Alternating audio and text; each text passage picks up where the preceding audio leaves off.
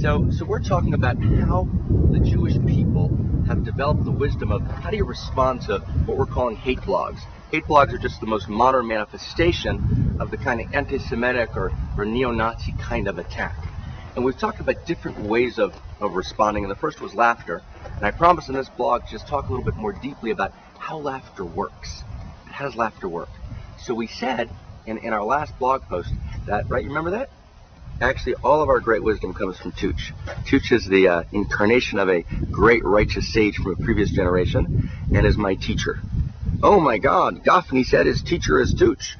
Did you hear that Gafni was into barnyard animals, the new rumor, responsible for global warming, and into prepubescent barnyard animals? Oh my God, and he changed his name in order to hide that, and is hiding in Tory, right? Hiding out.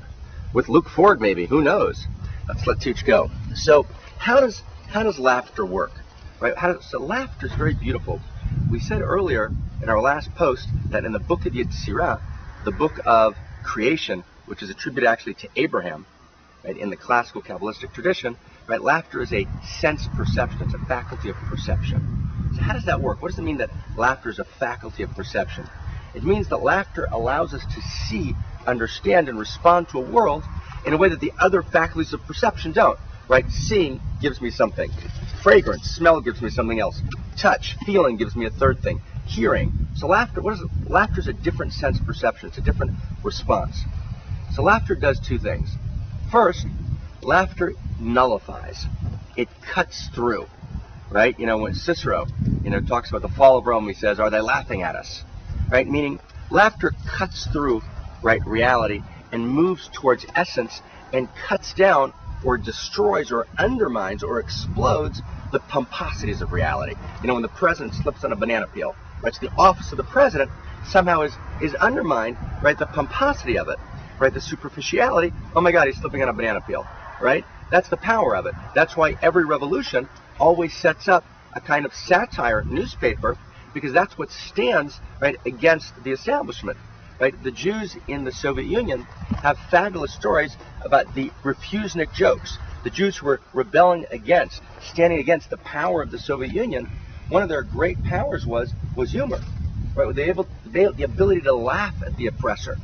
So one of the responses we have to have, right, to hatred, whether it's anti-Semitism or contemporary hate blogs, right, one of our responses is laughter. Because laughter undermines the pomposity of evil, and it allows us to hold, right, the terrible, wondrous paradox of human beings who can be glorious and beautiful and can also come from the most empty places. And it allows us to hold it without turning into haters ourselves, without being drawn into.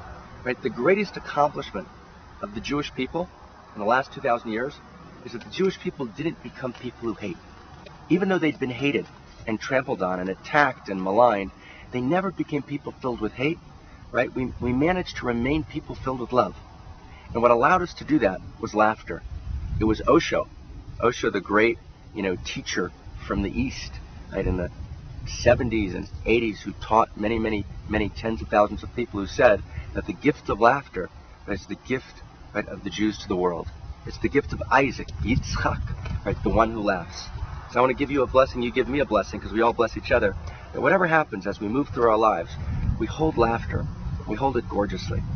And on our next blog post, I want to actually tell you a couple of jokes that were told by refusniks, right, in the Soviet Union in order to actually undermine, right, the power, right, of the incredible Soviet Union which stood against them, and how those jokes allowed them to actually, through expanded laughter, stand against, right, hatred.